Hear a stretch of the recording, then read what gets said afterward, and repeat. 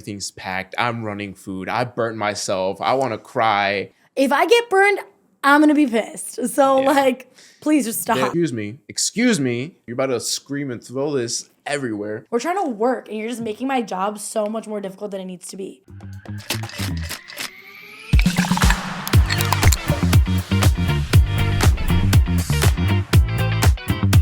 How was work today?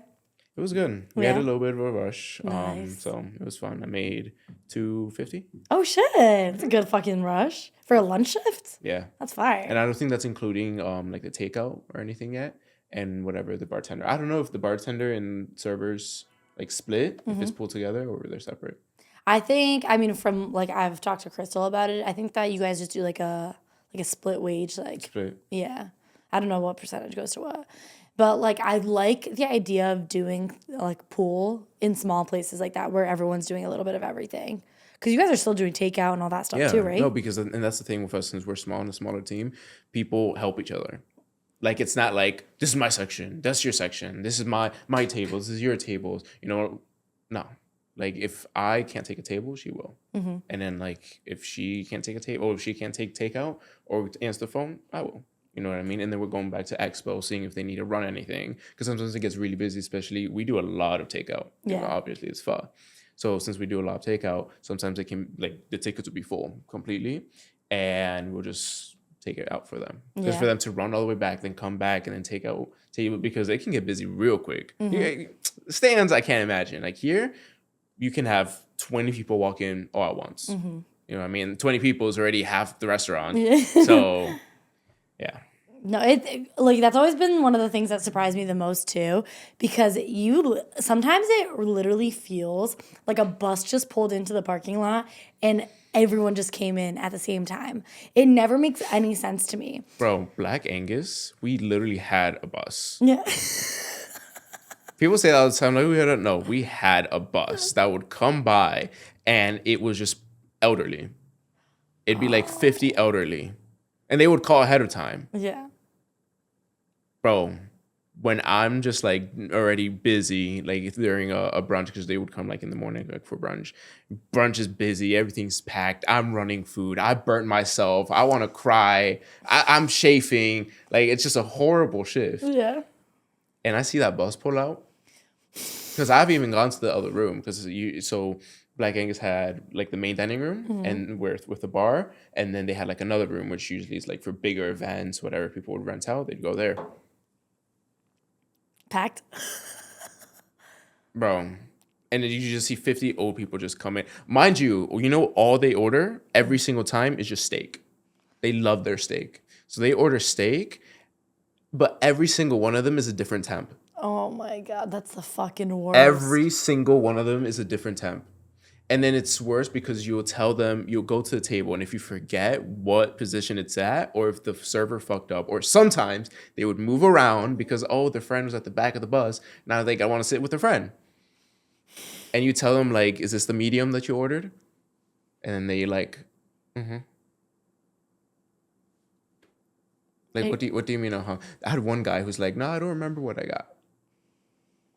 So what am I supposed to do? What am I supposed to do? And it's so funny to me, too. They do not realize that, like, those plates be burning you. Bro, you know how many times I'm carrying? Because over there, you'd carry, like, 3, 4, or 5 plates at a time. I could only carry, like, up to 4. 3 hot plates on your arm? They don't understand. 3 hot plates on one arm, bro. And the only thing that's stopping from your whole arm falling, is just a thin piece of cloth. Yeah. A thin piece of cloth. And they're looking at you. Table's a mess. They have plates and glasses all over the place. They're looking at you like, I don't remember what I ordered. Figure it the fuck out, meow. No, please, before I lose my shit. Or the other thing is that when you go to a table and everything is a clutter, and then you're like gonna put the plates down, and they just sit there. They don't help you at all? No. Like you bring it to the table. Everything's a mess. Their phone is right in front of them. And you have these hot plates that you're burning yourself. You're about to scream and throw this everywhere. And they're just looking at you. Yeah. Please clear the table for me so I can put the food down. You know what stresses me out like really, really bad about people when in situations similar to that too? I hate when people are deep in a conversation and they're just swinging, moving around when you're trying to place food over them. Like, babe, this is where both of us are gonna get hurt, and it is 100% not my fault. It is 100% your fault. What is wrong with you? Calm down. And I'm loud. Like, I feel like my voice like really like I don't know. It travels, you know. So to me, I'm just like coming behind you with some food, whatever, or like putting this right behind you. Just watch, whatever, and they're still moving around. I'm just like, all right. If I get burned, I'm gonna be pissed. So like, please just stop. There was at Black Angus, bro. Black Angus, I had like every type of customer, every type of customer. There was a guy, and I got so mad because I was bringing a bunch of food, and he was at the bar area. Anytime we had, like, if everything was packed and we had too much reservations, we'd put tables at the bar. Like the round tables that we'd have, we would take them out. We'd have to carry them out of the fucking restaurant, put them in the front, and then go back, and then make like long tables. There was this one time where this guy had his seat middle of the hallway. Mind you, it's a bar. You know what I mean? And like the distance between the bar and grounds, like those tables, that's how much we had. And he was in the middle of it. Where am I going to walk? Yeah. Where am I going to carry these food? And I'm like, excuse me. Like, he was rocking back and forth. Grown-ass man. It's like, just be a little considerate, right? We have like a little side room because I mean, Stan's is kind of composed with like a bunch of like little nooks and like whatever. We fit tables where we can, but we have that little side room behind the bar that only has 4 tables. So it's 2 tops, a 3 top, and a 4 top. Small section, really small. I cannot stand when the people at the end literally are doing the same thing, leaning back, swinging their chairs back and forth. Like, sir, I'm trying to get to the other table. Please stop. Please. I hate that shit. I just think it's so rude. You're just like so inconsiderate and you don't understand like what's going on around here. You know what I mean? Like we're trying to work and you're just making my job so much more difficult than it needs to be. I don't get it. Yeah, I don't get it. I don't get people who are like that self-centered. Yeah. No. Like I get it. You know, people come from different backgrounds and different everything. Not everybody lives the same life. But have these people never worked in like retail or hospitality or like food industry? No, probably not though. But that's why I feel like I talk about it with so many people too, especially people who work in the industry who understand it a little bit better. I feel like it should be a requirement to work at least 6 months. Just 6 months is all I'm asking. Be a busser for 6 months. Yeah. Be a busser. See how you get abused. And for the most part, I feel like I don't really know anyone. Like, yeah, I don't really know anyone that just started off as a server. I feel like there's like a gradual, you know, you bust, you run, you serve, and then you bartend. Like, I feel like that's just kind of like the way that the levels work in restaurants. But it just never made sense to me why people are just, that go to restaurants all the time, just don't have like that common courtesy, I guess. Like, I don't know. It's wild. People are so inconsiderate. People are so inconsiderate. People got no manners. No fucking Nowadays, manners. people got no manners. Bro, I go outside, I don't know what's left or right anymore. No. No, for real. And you know what I hate too? I think that like besides people not having any manners, I think that people just don't get that the socialization. Like we're right next to a college, so sometimes we'll get like freshmen and like sophomores and stuff who haven't really been on campus just yet, but are like now just moved in, settling in, whatever. So they'll come to the restaurant and stuff and to eat. And, like, you try to hold a conversation with them, and it's pulling teeth. Like, they cannot hold a conversation. I had a table that, like, and mind you, like, they ordered, like, 2 margarita pizzas. Like, I don't know why they needed so long to look through the menu, but to each theirs, you know? Maybe you wanted something a little bit more exciting, and then, I don't know, whatever. So, going up to the, I went up to them. I'm like, do you guys want waters? And they're like, no, just Diet Cokes. And I was like, okay, period. So I come back with a Diet Coke. They're like, can we get a water too? I'm like, but you just said that you just wanted Diet Cokes. And like, mind you, like looking at me like this. Blank stare. Like, who's up there? You know what I mean? Like, what's going on? So whatever, they wanted the 2 Diet Cokes. I checked back in with them for food. Didn't know yet. Checked back in again. Didn't know that. And I was like, you know what, just flag me over whenever you're ready. I'll be walking back and forth, so I got you. So, whatever, finally ready. Gets 2 margarita pizzas, right? So now at this point, each of them have a Diet Coke and each of them have a margarita pizza. They look at me and they go, can you split the check for us? I go, I mean, we could just divide it down the middle. And then he's just like, no, but like we need it to be split. Like, Wait, how many were them? it was just 2, but still, they had the same exact thing. Yeah. Why did you need it split? Why does the check need to be split? I don't understand. It's Same. It's the same price, except I pay less credit card fees. So like, whatever, bro. It was so silly. It was just one of those customers that I was just like, you've literally never talked to a human being in your life. Clearly, this is painful for both of us. Trust me. Heavy for the both of us. Yeah. Heavy for the both of us, bro. Because at Illicit, I had just weird Black Angus too, bro. My whole life, I had really weird customers. 15, I was working as a busser, and we would sometimes get like a late truck because I guess there was a summer camp nearby, like for international students, and a bunch of people would come in, and we would stay open until like 1, 2 a.m. Definitely not legal, but you know that it's just part of it. Yeah. But I'd be working like 2, 3 a.m. And there's this one time where I was working, just polishing silverware, minding my own business. And mind you, I'm like a little twink. Like I'm 15, skinny, tiny. And this lady comes by and she's like, so cute. And I'm like, thank you. I'm just, bro, I'm minding my business. I'm super shy. Like the way I am now, night and day compared to my younger self. Younger self would not be here right now. Younger self would be crying. Yeah. The younger self would be crying outside. But she was like, just kept flirting with me, and she's like, how old are you? Like, you seem young. And I'm like, 15. And she's like, oh, well, if you want to learn, you can learn with me. Excuse me? Yeah, excuse me? I was like, that's like very pedophilic. Yeah, no, it is. You're like, a that's child. very pedophilic. Like, I'm just 15. Like, if you thought I was 18, whatever. 15. And you kept going, and then she laughed and just left.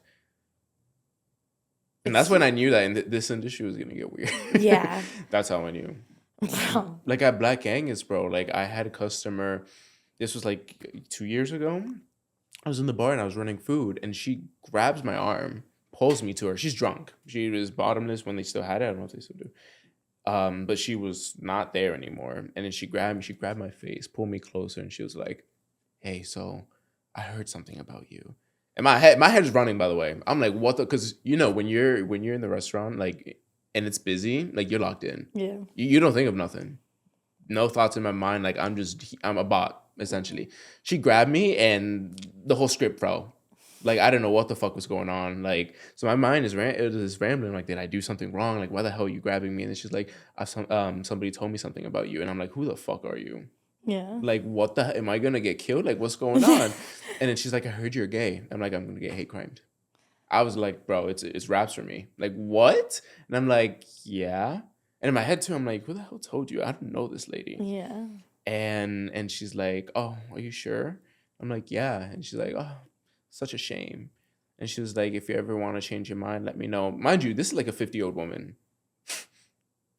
Is that the people that like I was 20 at the time. Yeah, that's fucking wild. Like the age difference is crazy. Yeah. I could be your dog. I could be your son. Yeah.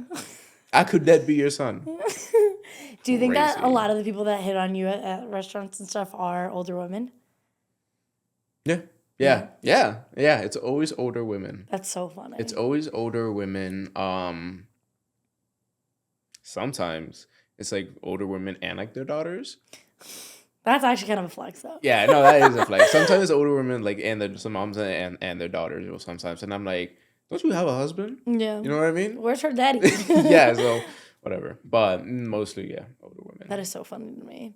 I think I guess not my type, but like the type that is usually attracted to me are older white guys. Really? Specifically white guys.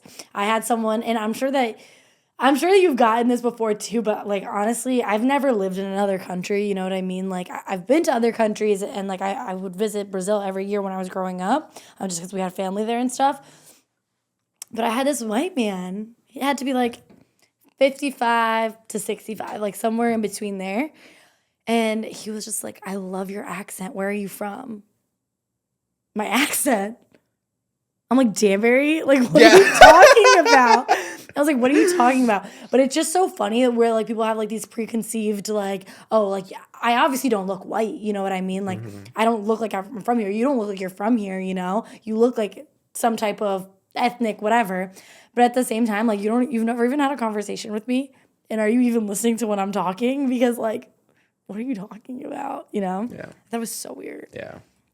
I've had like something like that too, but because I have always been kind of in a really weird middle space where like for Latinos, like I look too American, like I look too white.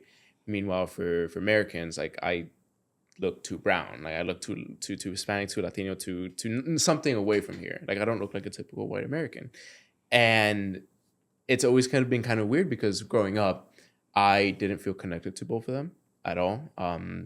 With my like white peers, like I never really felt connected because of culturally, like we had very different cultures, very different customs, different foods that we ate, and like we sounded different. And that's another thing. My accent has always been like a very big insecurity of mine growing up because I used to get picked on from both sides. Like there was a time where I couldn't speak English or speak Spanish. Like I couldn't speak any of them. And like talking in with both of them, I would get confused. Like my tongue would like get like swirled, and I'd get confused between talking English and Spanish. So it's Colombia. Like my family would call me like, "Ay, you're a gringo." You know what I mean? And I'm like, I'm not a gringo because back at home, people make fun of me for speaking Spanish. Yeah. But even a couple years ago, when I was working I used to work at a suit store too. And I was doing somebody's wedding, and after we were all finished, whatever, and I was signing them out, he was like, "Where are you from? Like, you speak English so good." And I was like, I'm from here. And Yeah. he's like, "Oh, are you Puerto Rican?" And I'm like, "No, puppy, I'm from here. I'm from Miami, Yeah. but I'm from Connecticut." So it's just so weird to me. I don't know. And like, I don't think unless it was something that like, I don't know. I just can't imagine without like really personally trying to get to know someone asking something like that. Only because, and I don't know, you might have gotten this too. Like, I mean, you were just saying the Puerto Rican thing. I feel like not a lot of people assume that I'm Brazilian, unless they're from like around here or I like. think you're Brazilian. No one ever does, you know? But it's just so funny to me. Like, I've never just like asked someone like, "Are you Puerto Rican?" You know? Yeah. Right? Or like I've never asked someone like I get Lebanese all the time. I get like Indian. I get like Spanish. I get everything but sometimes. And like people will ask me, and then I'm just like I've never just like blatantly asked someone like that. You know? Yeah. Maybe because like I have some, I don't know, whatever towards it, but I'll always ask like where are you from? You know? I'll ask it that way instead of I don't know. Mm-hmm. You don't want anyone to get like insulted either. I think. Exactly. You know what I mean? Not that I would get insulted either. Like I've never gotten insulted by like someone thinking that I'm from somewhere else, but I'm just like you're so far off. And like now we have to have this conversation about why you're wrong. Yeah. I'm like fighting for like my ethnicity. It just doesn't make any sense to me, you know? Makes no sense. Whatever. Makes no sense. Aren't we all mixed anyways? Yeah. Yeah. In this state of, and it's gonna be even more and more mixed, baby. Yeah, seriously. The days go on. No, but growing up, because you grew up in Danbury your whole life, right? Mm-hmm. I've always kind of wondered how my life would have turned out differently if I grew up in a more diverse town. I was born in Miami. Technically, I was born in Hollywood. I was born in Hollywood, Florida, the hospital. And then we moved to Miami, and I was living there for around like 4 years until my younger brother was born. And then from Miami, we decided to move to a suburb town, which is now a city called Cape Coral. It's on the Gulf of Mexico, on the side of Florida. Fire. Bro, I used to see typhoons, tornadoes, hurricanes, everything. Bro, like nothing. But that's scary, but like fire. Like, when it's crazy, it's not. Like growing up in an area like that, like it becomes a norm. You know what I mean? Like I didn't have like school shooting drills until like it came up here to the north. Oh, really? Yeah. That's when I started having school shooting drills because I guess it was in the north before the south. I don't know. But in the south, bro, we had tornado drills and hurricane drills where we'd have to go in the hallway and we'd have to duck and like put our hands behind it. And then it's a different alarm too. It's like like a horror movie alarm. You know the one like the sirens. Yeah. It's that just screeching, and then you're just your head is between your legs, and you're just covering, and then the teachers are walking by. That is so crazy. Yeah, crazy. So then coming here and then like having a different type of drill, I was kind of like, what the hell? Like, Yeah. what the hell's going on? But yeah. It's funny because I forgot that you're like a couple years younger than me because we didn't have those. I mean, Sandy Hook, we're from Connecticut. You didn't have them? No, I don't remember them. Not till after Sandy Hook. And Sandy Hook happened, I was already in middle school. Like, I was already late middle school. That was like 3rd grade when Sandy Hook happened. Oh my God, yeah, I was in like 8th grade. Wow. Yeah. It's a way to age myself. Fuck. The way to age Carlos. Hey. Bro. Your man's old, baby. Bro, baby. Old. But you know what? I like that. Yeah. I like that. I know, we're probably the same age age gap. You and Carlos are probably the same age gap as me and Ian. Oh, really? Me and Ian are 5 years.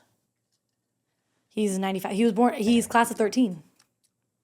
Carlos and I are 6 years? Okay. 5 years? Yeah, so around the same time. Right around the same time. It's like weird. Like sometimes my favorite thing to say to him though is that he's a millennial and like he just doesn't understand. Oh yeah, I say that to Carlos all the time. You just don't get it because you're old. Sorry. It's so funny because with tech, Carlos will never like admit this to you or anybody, so we'll cut this out. But he would always go to me for any tech issues. And like he would get so mad about it, like he would try to figure something out. Like he would try to change his camera, like on his phone for a setting, and he can't figure it out. He doesn't want to ask chat. He doesn't want to do anything. He wants to do it on his own. And then he gets mad. One time he got mad. He threw the phone on the couch next to me. He's like, "I can't do it." And I was like, "You just have to ask, maybe." Yeah. And I literally did it in like 10 seconds. No, and it's I gave the it back opposite. to him. It's the opposite for us though, because I mean Really? he's such like an IT, you know, like he understands this stuff. I don't understand shit about electronics. Like honestly, I think that I was born in the wrong year because I do not know shit about electronics. It's actually pretty sad. Like Maybe you gotta open up the textbook. No, for real. I gotta chat some questions because like I had my settings just so you know, like how bad I am. So we were doing like a mock teleprompter thing for like a video a couple days ago. And I didn't realize that you could change your settings to keep your screen on longer. Yeah. I didn't know that. I knew that since I was like 8. That's always been a thing. That's my crazy. first phone was not an iPhone, baby. What was your first phone? My first phone was an LG Rumor Touch. I don't know what the hell that is. Exactly. The iPhones, I got an iPhone. My first iPhone was the iPhone 3GS. 3G. We're on 5G, baby. That's crazy. My first iPhone was the iPhone 3GS. I don't even remember it having a front camera. I don't even think it had a front camera. No, it didn't. Yeah. You know what they had? On the back camera, it would have a little reflective glass. Like yes. a mini mirror. Yes. So then you have to go like this and then take the little yes. photo. That's exactly what I had. That was my first iPhone. That's crazy. And that was like... that's the size of my palm. I think it was like my third phone ever. Third phone? My first phone that I had was like a Samsung. Like Samsung Galaxy like 6 or whatever. It's like the first ones. But then I got that one taken away. But the first phone like I ever really used was my mom's, I think it was a Metro. It was a pink flip phone. Oh my God. Yeah. And like I would drop it all the time. But I was a problem child. I would drop it all the time and it had scratches, dents, everything. But it still had that little ping. Yeah. Because you know phones now, you drop it. Oh, done. You're done. Not only does it break in a million pieces, but also changes color. What? Carlos dropped my iPhone. I have the 17 Pro Max. He dropped my iPhone. Mind you, I usually don't have a case on my phones. That's diabolical, by the way. Because I take care of my tech. I love tech. Okay, I take care of my tech. Fair. My last one, the 16, I didn't have a case on it, and I was fine for like 8 months until I started dropping it a bit more, and I was like, all right, I'm going to put a case on it. But this one, I wasn't going to put a case for a long time. 1 second, Carlos had it. The only one time I gave it to him, mind you, he dropped it. It's white in the corner. The color I got the orange. The color dusted off. That's crazy. But I was having that conversation with someone the other day too, which is so funny that you're bringing it up now. But I feel like even with the 3GS and stuff, I could throw that phone across the room and it wouldn't fucking break. Bro, you could all throw old it. tech.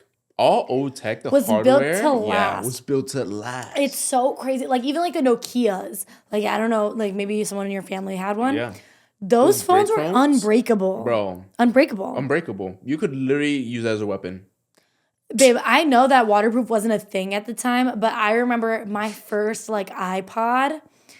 My brother had like the bigger one. It was like white and it was like really bulky. Like I forget which one that was, but my first iPod was the iPod Nano.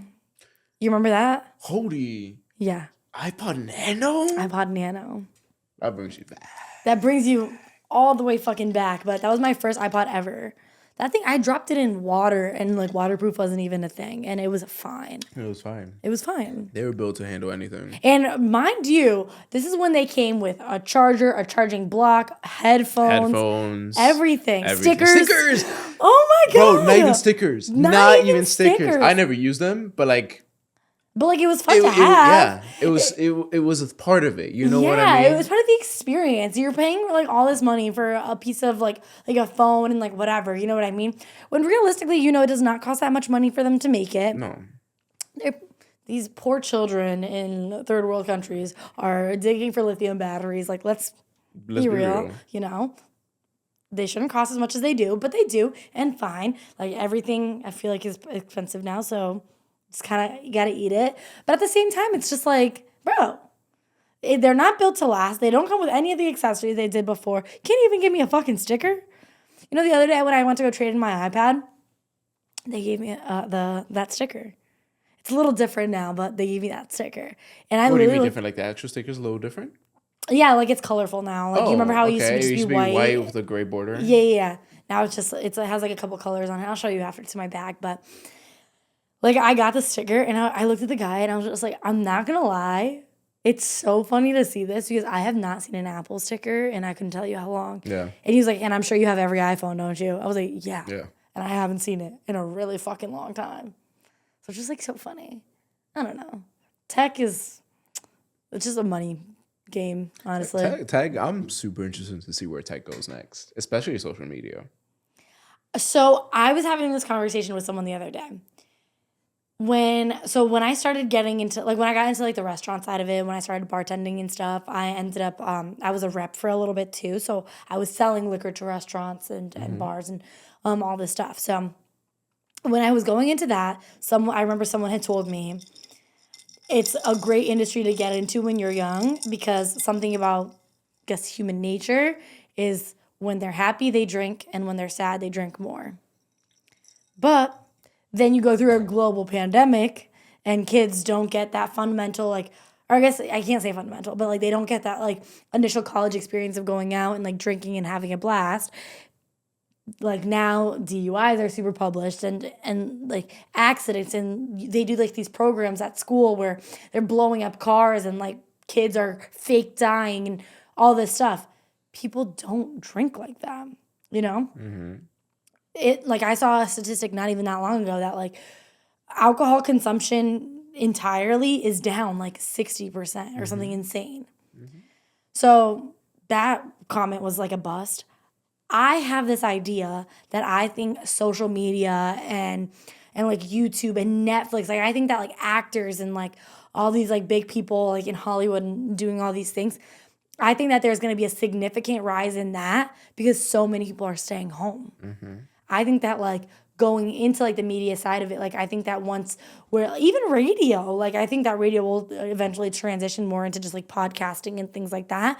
But I think that even something like that is not going to die entirely because I think that we're going to see another boost. Personally, I could just be delusional though. You could be, or you could be right. But I could be right, and I could just be like one of those Simpson characters, just manifesting the future. Literally, which is crazy. I don't know how that works. The whole Simpson things, bro. No, it blows my mind. I think it's fake. I think it's AI.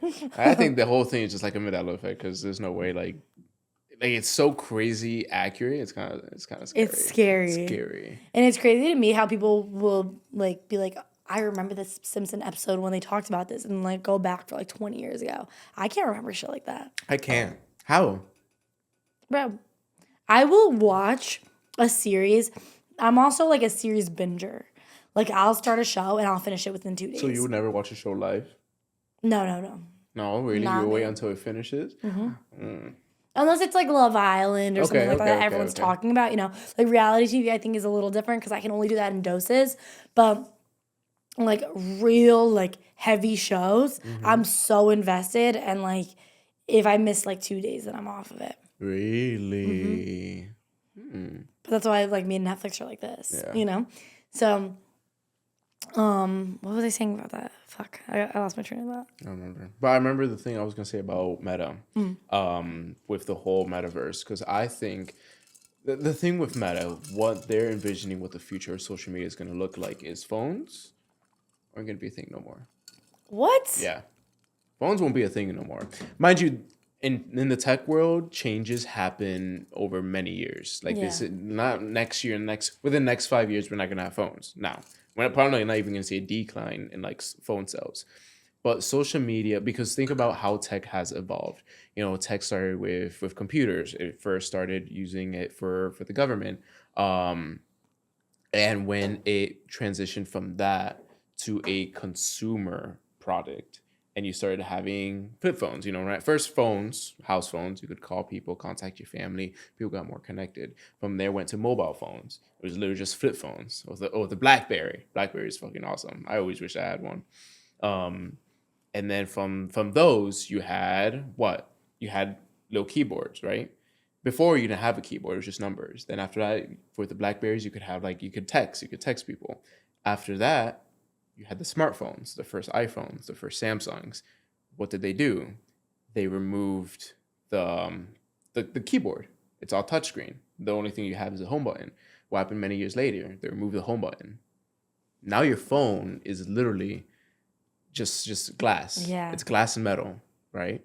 And then what are they doing as time goes on?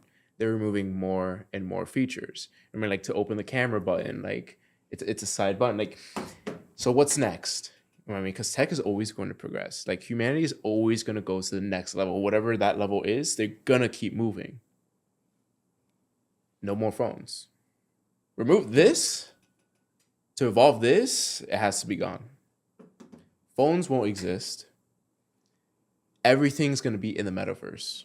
So many, many, many years in the future, what the envision is that when you text Carlos, for example, you go on Twitter instead of going on an app on your phone and going on Twitter, which is a server where multiple people are interacting, you yourself will be uploaded. Not like your psychic will be uploaded, because who knows if that's even possible, but you'll put on glasses, or you'll put on a headset, and then you can be transported into this world where you yourself can talk to other people live or make posts live.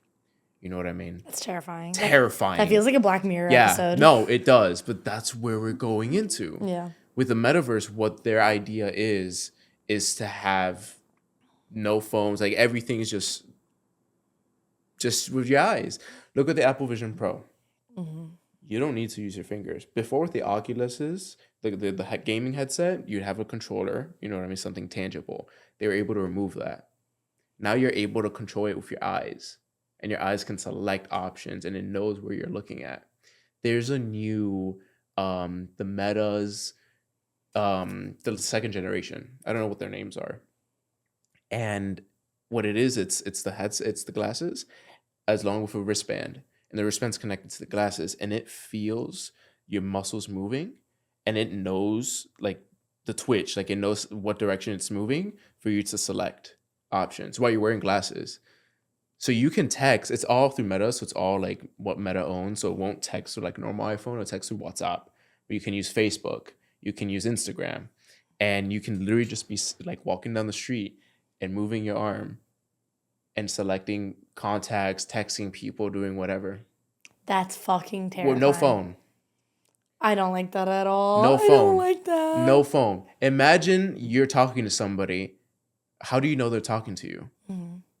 How do you know they're not talking to you? If they're like talking to you, like, yeah, but then they're also seeing something else, That's, to me, that's the scary part of technology, is the impact that's going to have on society, like interpersonal. Yeah. Interpersonal relationships are going to be affected so much. No, but even so much. Even what we were talking about before, you know what I mean? Like already that generation that like spent most of their high school career in like these chat rooms, like because they weren't able to go to school because of the pandemic. even like those fundamental college years where like they're learning all these different things. They're like just human experience, right? No one can socialize anymore. Anyone in that generation is fucked. I'm sorry. If you can't even have a conversation with me, being a server, being a bartender in a situation like that is just so like it takes so much out of you sometimes because it's like you're pulling conversation with someone who does not know how to reciprocate. You know what I mean? Like I always say, like for Ian's podcast, like he's very interviewee, you know, so he doesn't have to talk a lot, but he just has to ask the right questions. You know what I mean?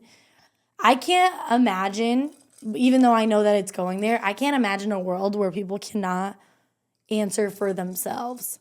We already see that. I can't send a text message, like a long one especially, without putting it in chat first. I can't. I don't answer emails anymore. I put it in chat. I say, copy, paste, chat, response to this like if you were me. Yep. And it responds just like if it were me. Like if it were me. Because I talk to it so much, it knows how to talk. Yeah. You know what I mean? Like I always tell chat, I'm like, respond this using my syntax and tone, and it does it. Yeah, and we're just feeding it and feeding it and feeding it, you know? Like, we're just making it stronger and stronger and stronger. And, like, I don't know. Like, is it a good thing in some ways, right? But is it a bad thing? Absolutely. But like with all things, everything that we've made as humans comes with good and bad. You know what I mean? Like for example, globalization, you know what I mean? Like the good that has connecting everybody together. Like for me to be able to be connected with people from overseas, from people from Europe, from people from Asia, like it just brought humanity much closer. It did stabilize for the most part humans. Like humans now, people. Do you think so though? Do you think that it brought people closer? Closer as in like actually closer. Like closer, I don't think of like emotionally. Okay. You know what I mean? Not closer because, and it gets more complicated, you know what I mean? Because every country, every area is different. Every area is different. Everybody has their own little cultures, their own little beliefs. America in itself is very individualistic. Very individualistic. People here really care about their nuclear family and themselves. Yeah. You know what I mean? Like in Latin America, people are very family oriented. Yeah. Very family community based. You know what I mean? Your neighbors know each other. Here, I don't know my neighbors. I know one of them because she's Latina, she's Dominican. But besides that, I don't know my neighbors. Yeah. You know what I mean? Like, do you know your neighbors? No. I already know one of my neighbors, but I don't know. But you don't. But you yeah. don't know. And for most people, they don't know. Yeah. So I think that like it's. I have a friend from Italy. I would have never met him 200 years ago. You know what I mean? Yeah. It's like, and he's one of my close friends because of what technology and everything has done for us for right now. But at the cost of having phones and all that is resources being depleted, waters being polluted. You know what I mean? Slavery, like people working for dirt cheap. Just make ends meet. Just making ends meet to make these products for us to consume. So there's with everything there's good and there's bad. Because the one thing that I can say about that is like I don't know if you guys had to do this. I'm sure you did though, because I mean Colombia and Brazil are right there. But like I feel like I would talk to my family that lives in Brazil more when I at least like physically speak to them. I would speak to them more when we had to go to like the corner store, to the gas station. We had to buy cards to call internationally. I feel like I would talk to them more then than now because now I see them updating their social media. I don't need to check in. Now, every information that I need, I can tell you where my cousin is working. I can tell you who is my cousin dating, what school my cousin's going to, whatever, without talking to him for 5 years. I can tell you all of that without talking to him because of social media. So now, are we close or do I just know everything that he's posting online? You know? Now, as if, like, when we were younger, like, I remember being, like, I mean, the iPhones really became popularized. I was already in middle school, so I can't even say anything along those lines. But, like, in my later elementary school years, like, I remember that was like a thing. Like my mom would buy like 2-3 cards to be able to talk to everyone throughout the week. So like Sunday we're talking to grandma, Tuesday we're talking to this person, Thursday we're talking to this, you know what I mean? Like that's what it was. That was routine. I was checking in with these people all the time. I was never forgetting a birthday because Facebook wasn't going to remind me. I had to remember, you know? Like my calendar is not going to tell me. I have to remember. So now I think that the personalization, like the whole like socialness of like the server or the bartender and like the socialization of like families and getting together and stuff. I think that that's extremely depleted, extremely depleted. Maybe that is just a US mentality, you know, like we're just move forward, move forward, move forward. But at the same time, it's like I feel like everything's here, you know. I don't know. Yeah, I mean, I remember my mom doing that, but I was too young. Yeah. I was too young for that era, so I can't really speak too much on that. But I think for me, it's kind of the opposite. Really? Yeah, for me, it's the opposite in the way as I don't really reach out to people because of so much that I consume. I get overwhelmed. You know what I mean? Like I get so overwhelmed. Like multiple people texting me at the same time, multiple things happening at the same time, both like personally and then like first of all, it's like in my personal life, you know, like career, school, and things like that. Those things that can affect me, and then after that, it's like my family is things are happening. You know what I mean? Like, I'm in group chats and like things happen in the group chat. I'm like, I don't want to deal with this. And then just globally, you know, you go on the news, and every time you go on the news, you know something bad is gonna happen. Yeah. You don't turn on the news and you expect good news. No. It's never good news. It's It's never always good bad news. news. Bad news every single time. So after a while, I get a little overstimulated, I guess, and I just kind of just don't reach out to them. But I also think that's because of just like the overconsumption Yeah. that like the American space, you know what I mean? Like if I didn't have a phone, I had a phone in 3rd grade. I mean, mind you, my parents were divorced, so I think that my situation was a little different. Third They grade's wouldn't talk to crazy. each other, so they would talk through me, and that's fine. Like that was just my experience. But like I think it's almost dehuman the way that we are now, only because like sorry, I'm spitting too far into 2 different tangents right No. now. What I fine. mean is like I think that nowadays, like our generation, it is very overstimulating. You know what I mean? Like I think that like just everything just kind of just being in our laps, just so accessible is overstimulating. But also like besides like the social media aspect of it and just like the accessibility of it all, like our previous generations were probably going through the same shit, like but different shit, but we're just a lot more emotionally aware and we're a lot more vocal about our emotions. I think that that's one of the hardest parts where like we're expecting this older generation to understand us where they feel like they went through similar experiences like pain wise or like stress wise, whatever, and they just didn't have the accessibility to cry about it as much as our generation does. And I don't blame them for that necessarily, but at the same time, it's like it is kind of like our fault in a way, you know, or whoever threw this down our throats. Yeah. I mean, we were learning how to type on computers. Like I remember it being 1st grade having computer Yeah, class, I remember they would cover the keyboard, and you had to memorize everything. and you had to memorize the You had keyboard. to memorize the keyboard. Like, yeah, I remember those. And like now, like textbooks. Like I remember even like some of my college classes, and mind you, like I stopped college in 2020. Like I stopped college in 2020. So for me, I remember even then, like most of my textbooks were not physical anymore. They were mostly digital. Like if I can get it on my iPad, the professors were like, cool, great. I remember in intermediate, we had an intermediate school. So do you know what intermediate school is? Yeah, I had an intermediate school. Oh, really? elementary school Okay. too, yeah. Yeah, because most people don't know, and I'm kind of like, oh, I thought everybody kind of had one, but I guess not. No, I mean our primary went from kindergarten to 3rd grade, and then no, I lied. Kindergarten to 2nd grade, and then our intermediate went from 3rd to 5th. Some are different. Some are different grades. 3rd to 5th. Ours were 4th to 6th. Okay. Yeah. Yeah. They were 4th to 6th, but that's because the town that I grew up in, we literally had like 6 elementary schools. We had too many. So because of so many elementary schools, like all the years were like regressed one. So like middle school was like 4 to 6. I don't remember. And like high school was like 8 to 12. 9 to 12? I don't fucking remember. Yeah. But it was crazy. It was weird. So with COVID, I think COVID really hit hard on everybody. Of course, global pandemic, like everybody got affected one way or another, either financially, mentally, physically. But at least with our society, like in America, with younger generations, they got really hit hard. 2 years isolation, bro. Thank God we had TikTok.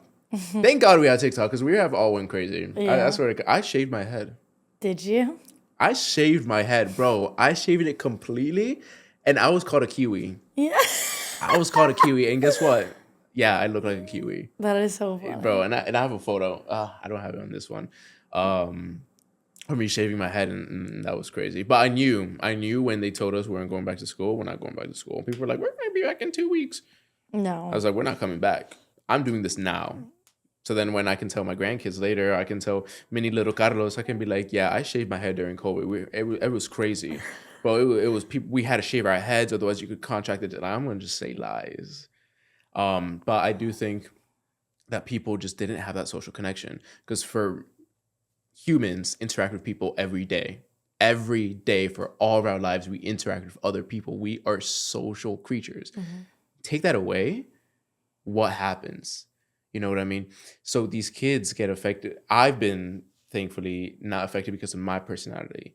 I'm very social now. Like I grew into it. But because of that, even during COVID, like I was still like happy. I was still we were restaurants. Like we still had to work. Yeah. We just had to work during COVID. But there's so many people that I know that after COVID they weren't like the same. Yeah. You know what I mean? Like socially, like you said, like you pull teeth. Like sometimes I talk to like younger people and they don't want to talk to me. Yeah.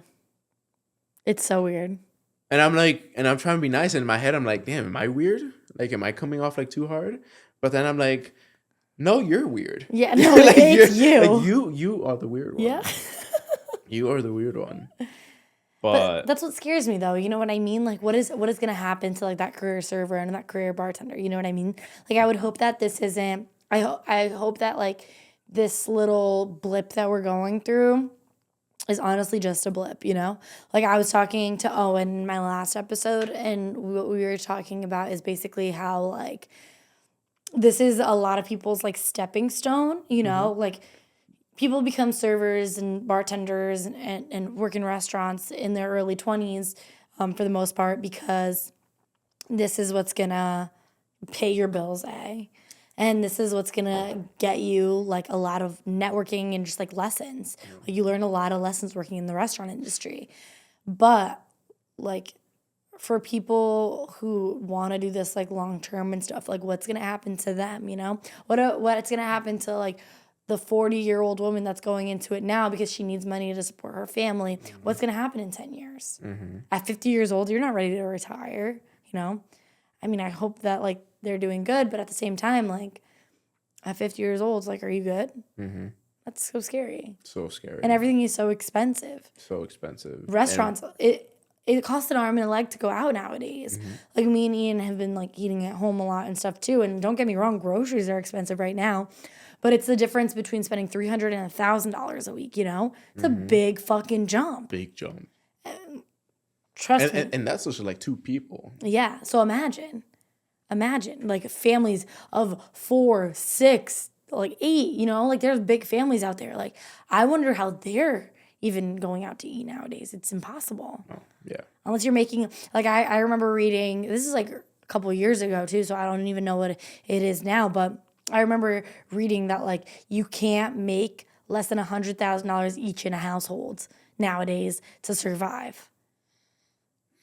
Like that's $200,000 a year. But Who's making $200,000 a year? In New York City, I saw this where if you make less than 100, it was between 130 to 140 a year, you're low income. Imagine. 130 Imagine. a year, and you're low income. That's fucking crazy. Crazy. To be fair, it is a city. It's New York City, and a lot of factors. Because if you're in a city like that, you're gonna go out. Yeah. You know, it's just part of the culture. Yeah. But regardless, that's fucking insanity. It's insane. I can't even fucking imagine that. Like, that's just, it's not a way to live. Like, I don't know how, I don't know. It's just not a way to live. No. Who's making that? Yeah. Especially, like, our generation, you know? Like, I think that I saw, or no, I know that I saw, like, a couple of days ago, too, that, like, the average first home buyer now is, like, in their 40s. Mm-hmm.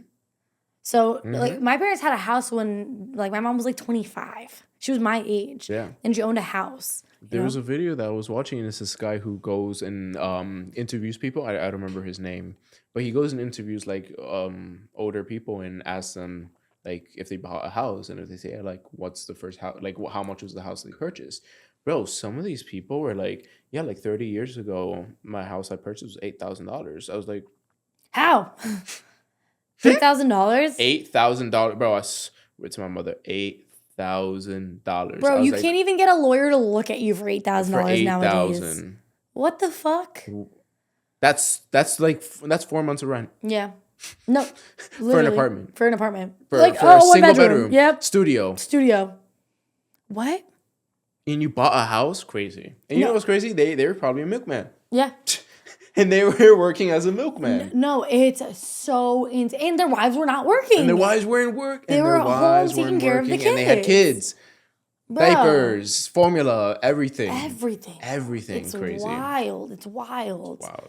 And, like, going to the hospital was, like, whatever. You go to the hospital. Like, nowadays, I mean, insurance or not, like, deductibles are, like, insane. Mm-hmm. Like, if I go to the hospital right now, or let's say I fucking lose a finger, I'm not going in an ambulance. You better put that shit in some ice and, like, we're going to fucking drive there. Are you kidding? I'd rather walk. No, for real. My dad, actually, there's a story that my dad told me. This was back in Florida. I guess something happened to him. He, like, injured, like, his hand really bad, or he passed out. I don't remember. Anyways, an ambulance was involved one way or another, and at the end, he got the bill, and the ambulance itself was like $2,000 by itself, not including all the other things that they did to his hand, all the stitching, all the medication, everything. Bro, that tab came out literally at like $10,000. You know what he did? You know what he did? What? Bro, he pretended he had like a seizure on the spot. He pretended he had a stroke. He started panicking, started hyperventilating, and he told me he just faked it. In the moment, he didn't know what else to do, and he just faked it. And they like got panicked, and they were like, "We can remove the ambulance. We can remove everything." I don't know. My dad is a hustler. I don't know how the hell. My dad talks a lot. That's where I get it from. Yeah. My dad talks a lot. So I don't know how he convinced them, but he was able to lower it to like $300.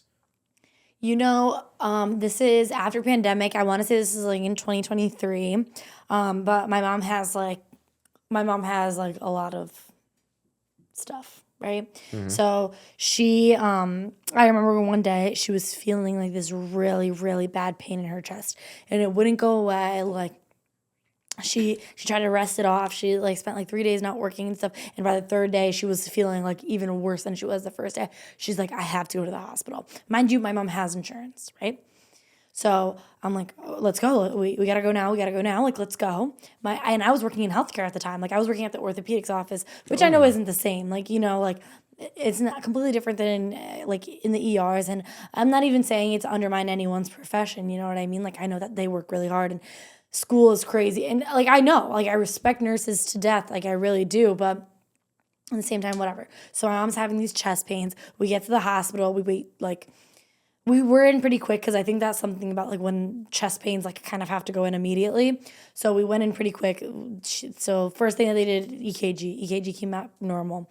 Then they did like a CT scan or whatever. And I forget which test exactly that they wanted to do after because everything was coming out back normal. Blood test was normal, everything. So I remember they wanted to do one test. Basically what they would do is they would insert a dye and see something. I don't remember exactly. This is a couple years ago, but I looked at the thing. I was a medical assistant at the orthopedics office, and like, no shade to any doctors or anything either. You know what I mean? But like, unfortunately, I did see that doctors, like, some of the doctors that I worked with, not all of them, some of the doctors that I work with were gonna order unnecessary tests because at the end of the day, I don't know if it's a commission based or whatever, but at the end of the day, it's more money in their pockets. for doing stuff like that.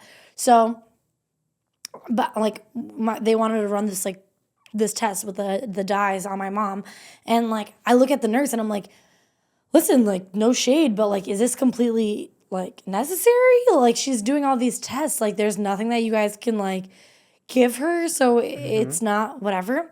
She looks at me and she's like, I'm gonna go get the waiver so you can sign to so you like the hospital is aware that you don't want to do everything possible to help with your mom. I go, ma'am, I didn't even come with you with attitude. You know what I mean? Like, I came at you the nicest I could have in this situation. We've been in this hospital for 8 fucking hours. I work in healthcare. I know how doctors abuse the situation sometimes. All I'm asking is that if there's any other fucking possible way, right? No, there's no possible way. I'm like, then do the fucking test. Do the fucking test. Test comes back clean, right? Guess what they prescribed my mom?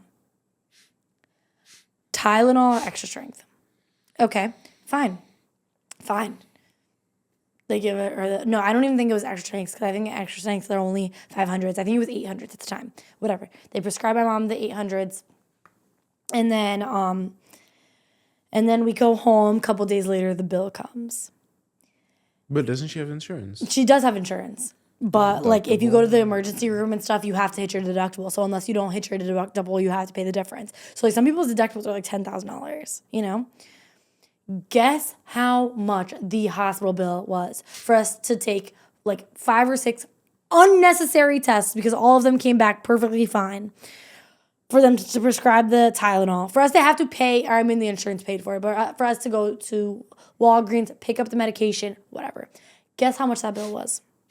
I don't want to know. I don't want to know. $12,000. And think about me, baby. The thing about me is I'm the Karen of the family. I see it. I've dealt with enough Karens at work because we know those Karens are miserable. I've learned a thing or two, okay? And if I have to play the miserable card, I will. I went to that fucking, what is it called? Like the front desk? It wasn't the front desk. It was like their billing. Oh, okay. The billing I went to department? their billing department and I fucking caused a scene. How long ago was this? This is probably 2023. Okay. Caused a fucking scene. I was like, no, that's fucking ridiculous. First of all, they treated us like shit. Second of all, they forgot about us twice.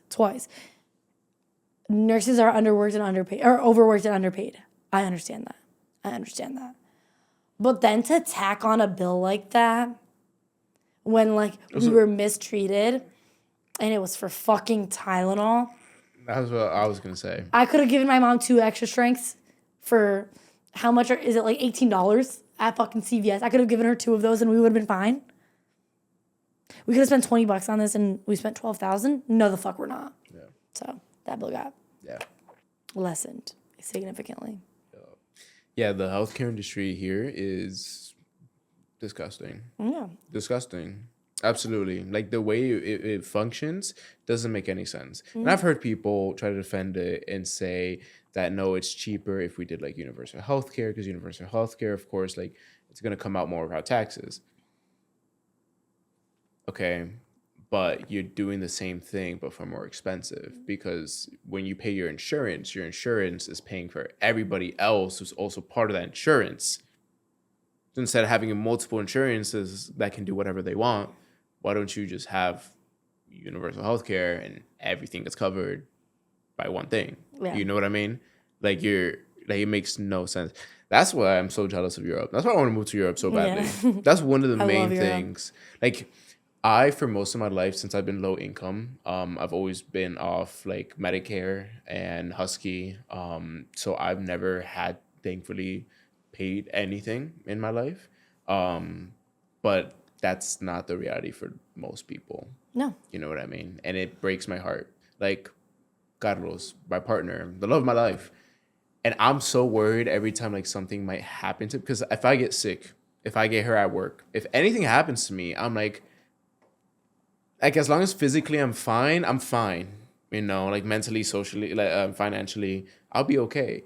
If something happens to him, he's fucked. I'm like, if something major ever happened to him, we would be in deep shit. You know what I mean? Like financially. Like how would we afford that? Yeah. And how many millions of people are going through that? Dude, everyone. Like, Everyone. I feel like majority of people are nowadays, you know? Everyone. It's so scary to think about. And, like, you even bringing up that point, a lot of times, like, when you're working as a server or a bartender, if you're working at a restaurant, a country club, a lot of the time, like, a lot of different spectrums of the hospitality, it's not like you're offered insurance or anything, you know what I mean? So you're paying out of pocket. When I looked, I was 18 years old when I moved out of my house. I was a server. I think that year I made closer to $60,000, which, like, for an 18-year-old, stupid. Bro. Like, do not trust 18-year-olds with that kind of money. Bro. And I thought that I was the most responsible bitch on the planet. Do not trust 18-year-olds with that kind of money unless they're, like, actually, like. I made more than my mom. No. I made more than my mom at 16. Yeah. No, me too. You know what I mean? Yeah.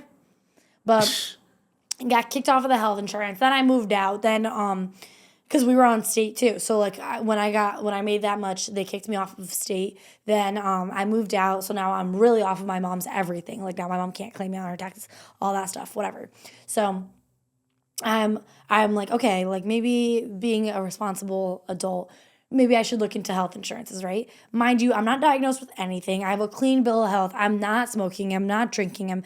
I'm very, this is when I was 18. But I'm a very healthy, I'm playing sports. I would play sports every week. I was going to the gym consistently. You know what I mean? I was a very healthy 18-year-old, you know? You know what they offered me for insurance? The cheapest quote, it was like $300 a month. $300 a month when I'm going to the doctors for a physical every year. And that's not including dental. That's not including vision. That's not including anything else. The things that I really need. So you know what I fucking did? Didn't get health insurance. And that's what most people do. Most people don't get health insurance. I'm That's okay. why, like legally, it depends on the state, but I'm pretty sure in the state of Connecticut, legally, you have to ask somebody if they want an ambulance.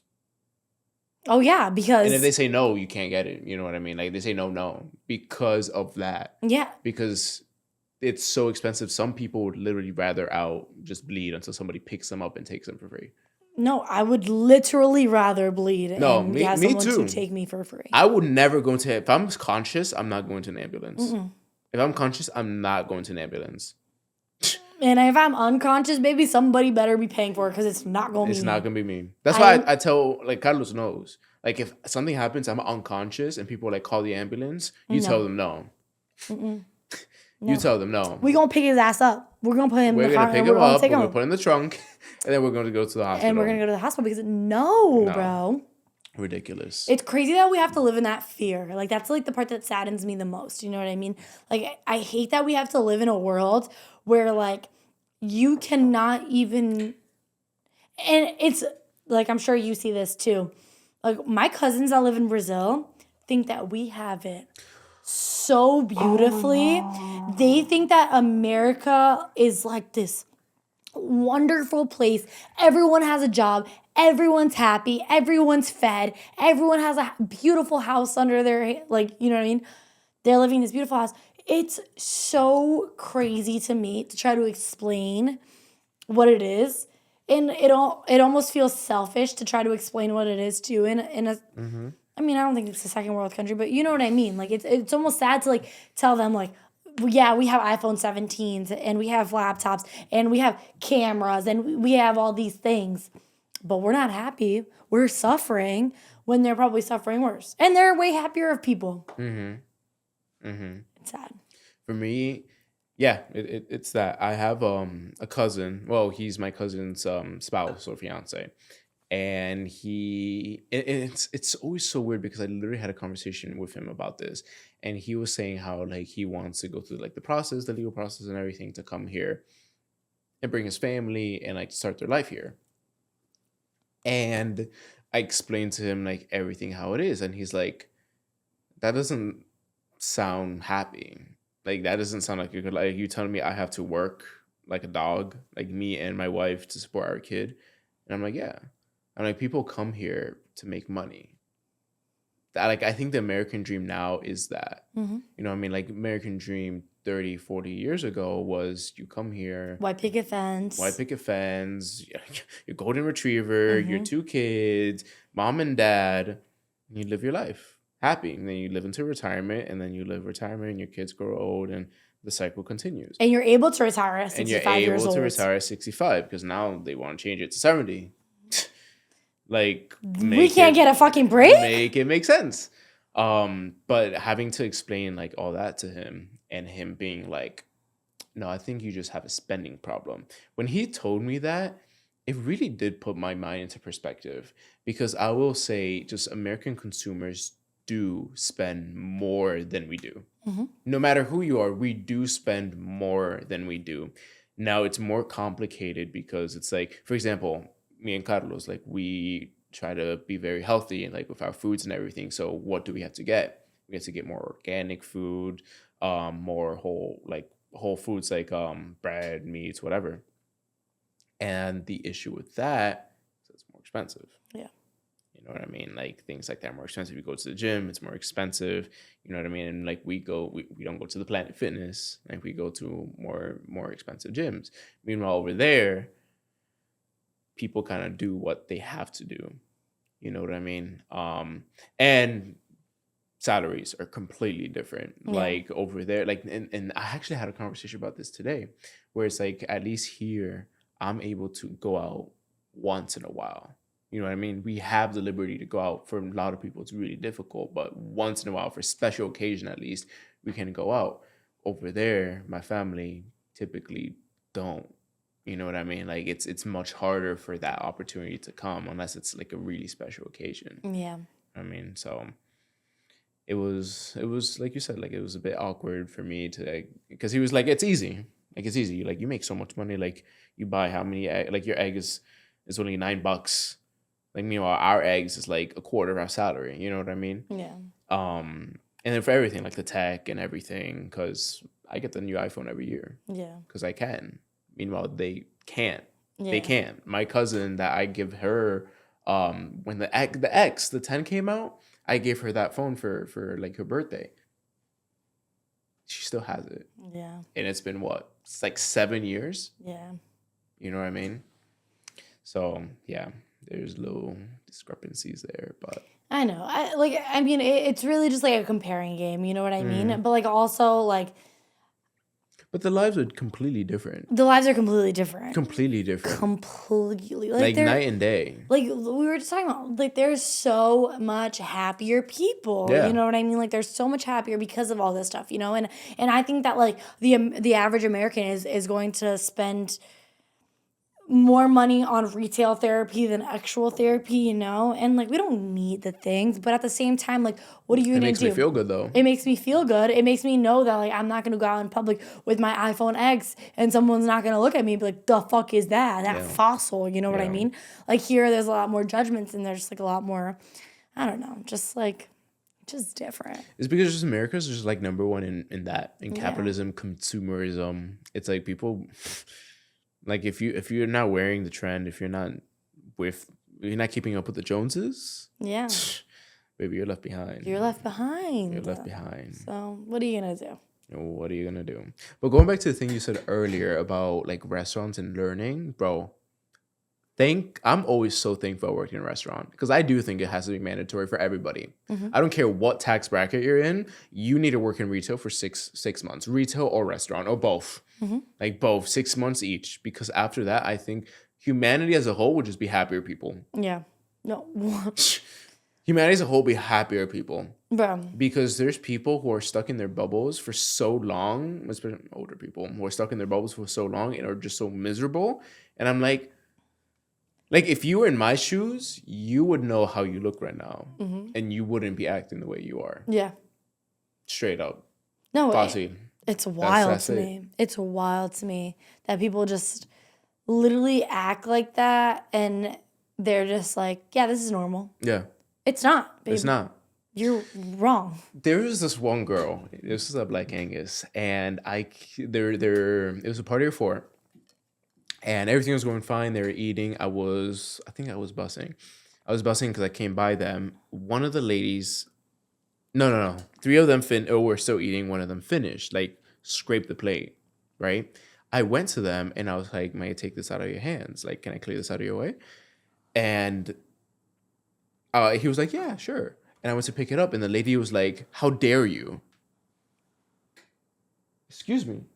What do you mean? How dare you? I didn't say that. I was like, "I'm sorry," and then she was like, "You do know that the proper etiquette is you have to wait until all 4 people are finished eating, and then you can clear everybody's plates."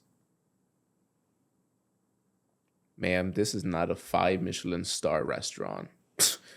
Babe, You are in Danbury. your And this plate is a is steakhouse. dirty. His plate is dirty as hell. There's napkins on it. I'm gonna clear it out of the way. And that's when like it opened my eyes that there are people that live completely different lives. Yeah. Where I would never imagine if I'm eating and I'm done with my food, I would like my food, my plate to be gone. Yeah. Like I want my hands on the table, my phone on the table, whatever, because I use my hands a lot sometimes. And you'd rather me just sit there with my dirty plate while you guys still eat. Mm-hmm. You know what I mean?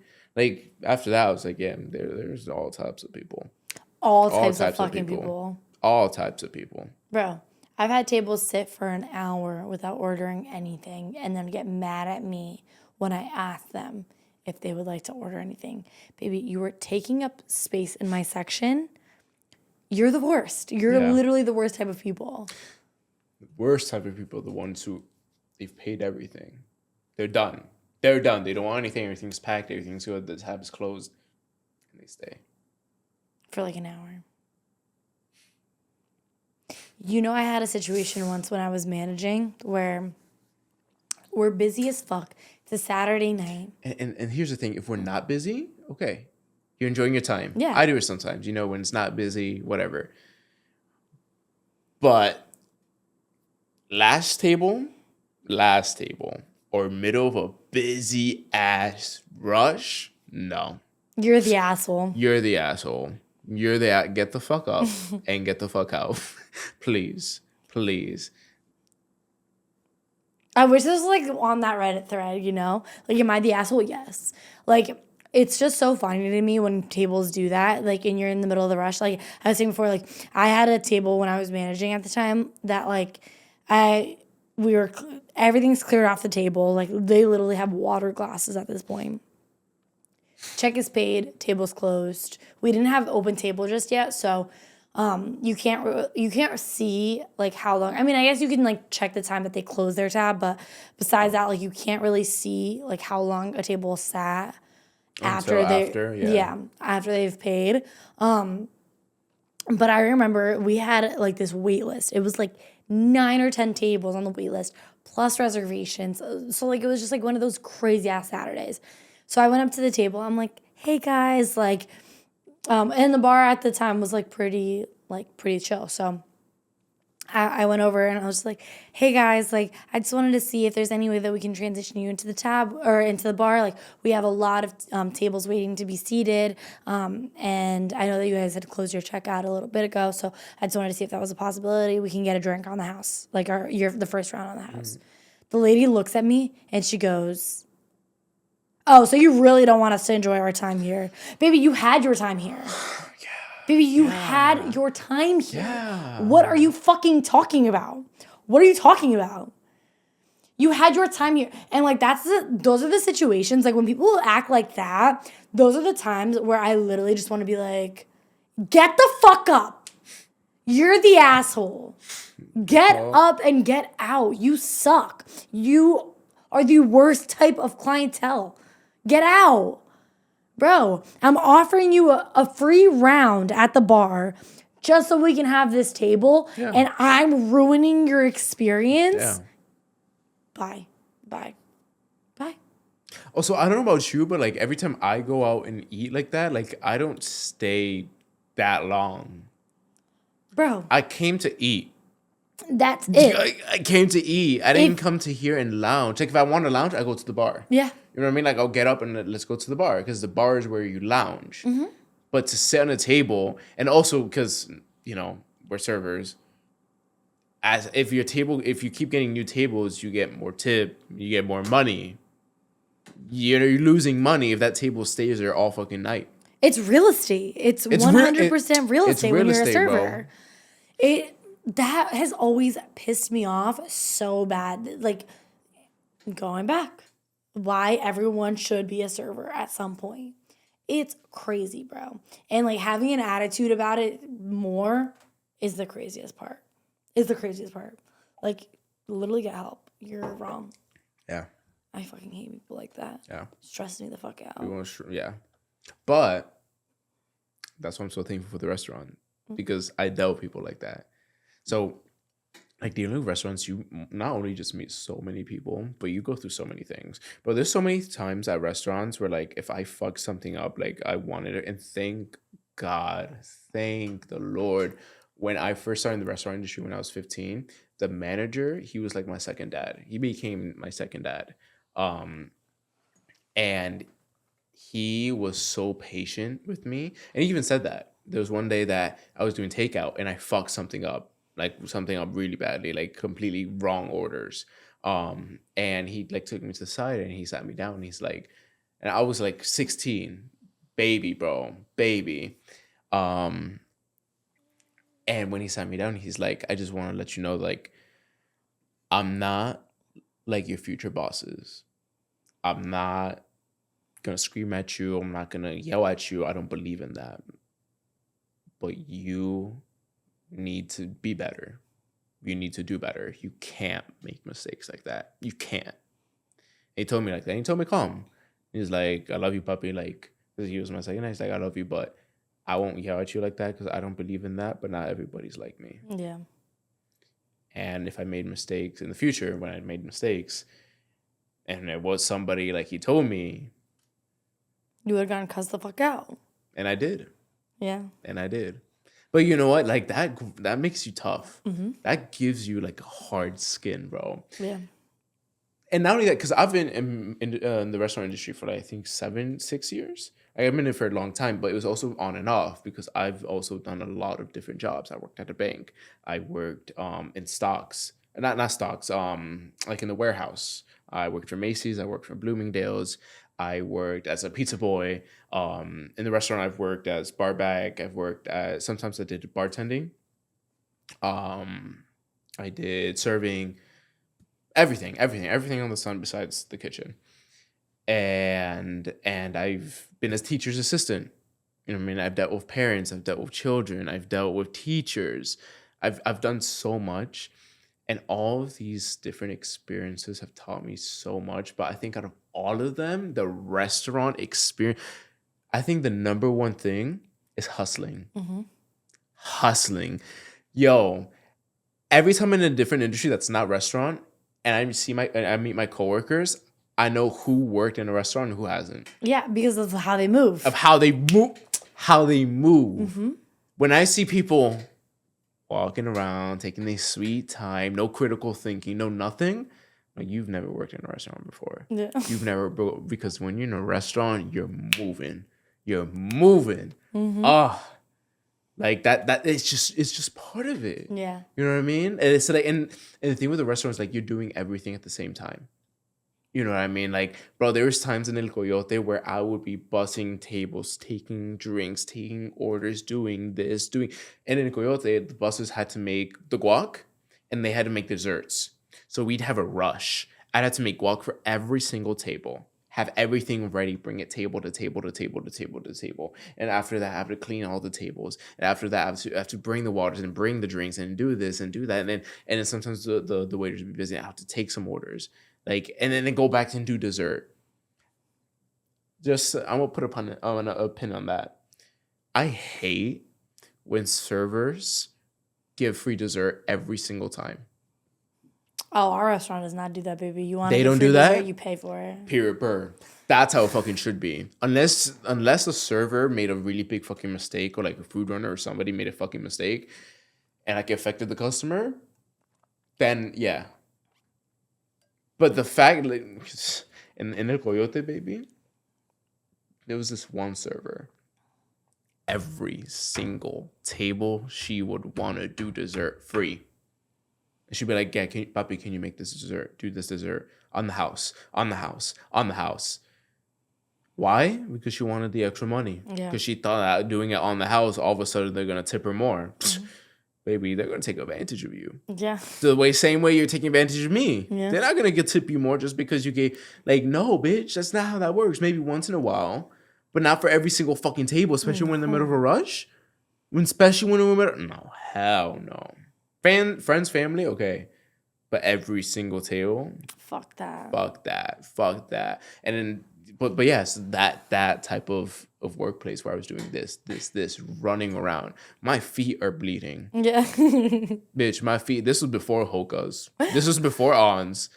My feet were bleeding because guess what? Me at 15, 16, what did I get? The Walmart non-slip shoes. Yeah. Yeah. Bro, I still got calluses to this day. Yeah. Bitch, my big toe got a callus. Like, that shit is not going away ever because all the spins you got to do. I think in the restaurant, you know what my least favorite section is? What? The fucking kitchen. The kitchen door. Because do you guys have a kitchen door that slides open? No, we have an open kitchen. The ones that swipe open is the worst thing in my life. Really? Yes. Because, bro, when you're coming in and somebody's coming out at the same time and you're both running. And you get whacked, yeah. I think it happened to me twice where I don't remember if I got whacked or somebody got whacked, but dropped everything. Middle of a busy rush.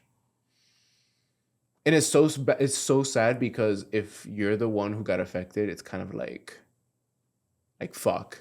Yeah. You know what I mean? Now we gotta clean this shit up. Or if there's a busser, they would clean it up. Then I don't know. You know what I've always appreciated at stands though? I think that that experience is something that freaks people out. Like when you drop something or especially an abundance of things, right? Like if you slam into a wall and you drop a whole tray, you're not the one that cleans it up. Someone else cleans it up. And we've always been like that. Always. Since I started. You're not the one that cleans it up. Because you're frazzled, you know what I mean? You're going to take longer and you're going to be stressed out and you're going to be thinking about it longer. We just had a situation where two servers bumped into each other. One's carrying a tray with we have the Mexican Cokes and glasses and whatever. And then the other person's carrying a tray with dirty glasses and whatever. So they bump into each other at a corner. Both of them dropped everything. It was 20 broken glasses on the floor, and three of us literally just ran and cleaned it up quick. That's crazy. I mean, I can see that now at FA. I can see, because with FA, with a smaller team, what I like is the fact that they can all we're very I think I saw this on a YouTube short or an Instagram reel where it came up. I think you were talking about one time where just restaurants, the team is so close. Yeah. So close. Mm-hmm. Like I said earlier, Crystal the bartender, she will pick up tables if I can. And I'm still new, so I'm still not up to speed as they are.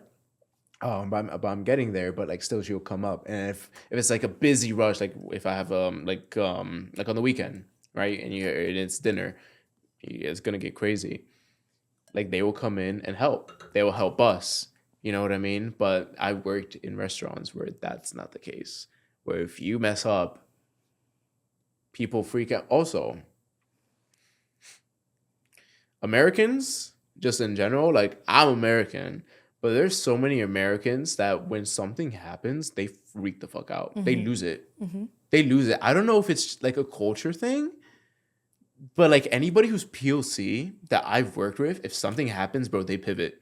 They pivot and they keep it going, and they don't lash out at other people. I've met so many American coworkers or managers that something happens and they lash out on you. Yeah, you know what I mean.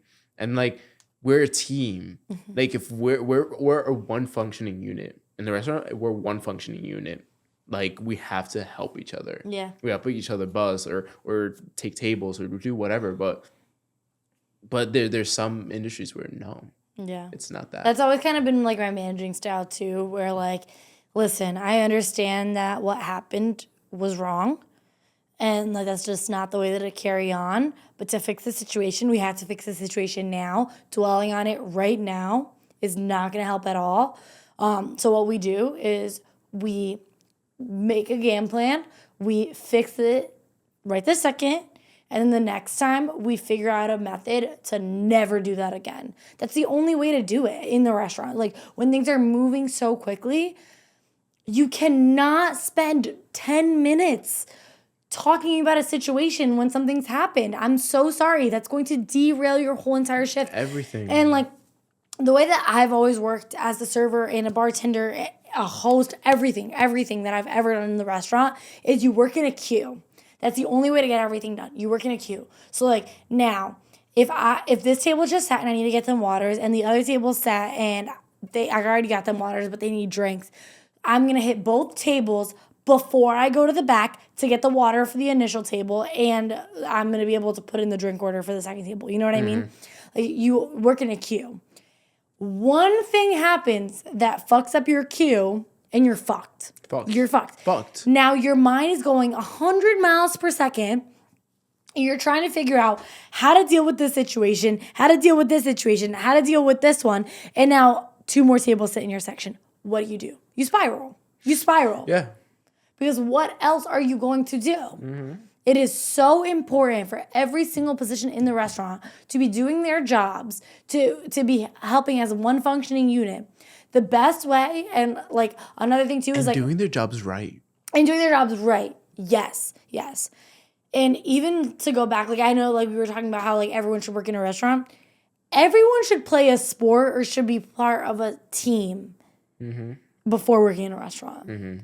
Because if you are in it for yourself and yourself only, which I'm sorry, like I feel like every restaurant has that. You know what I mean? Like I've definitely had servers, I've definitely had bartenders that are working on their own. That never fucking works. Never works. It never works. You are stunting everyone else's progress. Because you don't want to polish your silverware. That's all. Yeah. There's nothing more that I hate than waiting for a bitch. Bro, be fucking for real. Like at the end of the day, when we have to mop and clean and I'm mopping and I have all my side work done and you're still not sweeped. Get it together, baby. Baby, you got one job right now and that's to sweep. Fucking sweep. Please, we're trying to all get the fuck out. We all went through a rough shift. But baby, we're all in this together. So keep up your thing and let's get this done together. But Kelsey, thank you so much for coming on Tips and Secrets. Oh, thank you. Cheers. I know you got to call me back. Oh, 100%. Baby, because we still got more topics to talk about. I know. I want to do like a group episode on the couch downstairs. Oh my God. I want to do it so bad, so you should come for that. No, yeah. We'll have Crystal come. I'll invite Melly and Lewis, Owen. It'll be fun. That'll be really Gabby. fun. Yeah. A group session would be awesome. I got wireless mics, baby. Don't play with me. How many mics do you have? 8. 8 mics? Yeah. You haven't done a group podcast yet, right? Nope. Yeah. So we're going to schedule that, and we're going to put it in the books, and we're going to get that shit done. And it's going to be 8 people in the restaurants that complain about the restaurants, and I cannot fucking wait. Yeah, because I've been saying, like, good things and mixed things, whatever, but if I want to complain, I can complain. Yeah. I can complain. I can complain all night. You know what's the craziest part for me, too, is, like, some people in the comments would be like, yeah, but you chose this career. Baby, I did choose to work in the restaurant. And just like everybody fucking else in every fucking career ever, we're allowed to complain about our jobs even though we stick through it and we fucking get it done. Yeah. I'm so sorry. Also, to be fair, the restaurants is also a really good industry to go for a lot of people. Because, without having a degree, you can make a lot of money. Yeah. You can make a shit ton. Bro, I was making more than my mom at one point. Yeah. In high school, my mom had cancer, so she couldn't work for a while. Me, at 16, 17-year-old. Mind you, I'm doing honors. I'm an honor student, doing extracurriculars, doing all this. And I was still able to pay for rent by myself. By working 4 days in a restaurant. Yeah. 4 or 5 days. And people, that's like the part that people don't understand, you know what I mean? And don't get me wrong, it's a lot of work. It's hard work. It's very like, you give up a lot to do it. It's very sacrificing. It's a very sacrificing industry. Like I miss a ton of birthday parties, a ton of baby showers, a ton of everything. Like everything. I missed. And it can get draining. And it is draining. Like it's draining. Like the fact that like you have to miss your sister's birthday. You know what I mean? Or like you get there really late after everything, you know, or like a hangout movie or whatever it is. Yeah, that part sucks.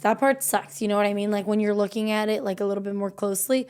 But in the same respect, like anyone needs anything, I got them. You know? I got them no matter what. Like I was just telling Ian the other day, I was just like, oh yeah, like my savings is where it was before my whole situation, right? Mm-hmm. And he was just like, what? You have a savings? I'm like, yeah, babe. Like, how much money do you think that I make at the restaurant? You know, like, yeah, like my paycheck says one thing, but my paycheck doesn't mean shit. Yeah, my paycheck doesn't mean shit. Baby. Don't play with me. It's what's under the table. What's under the table? That's the part that counts, baby. You know. So we're well taken care of. At the end of the day, it's stressful, but at the same time, every job is stressful and everyone's allowed to vent. But this just happens to be a podcast about the restaurant industry. So we're allowed to vent about the restaurant industry. Period. Motherfucking purr.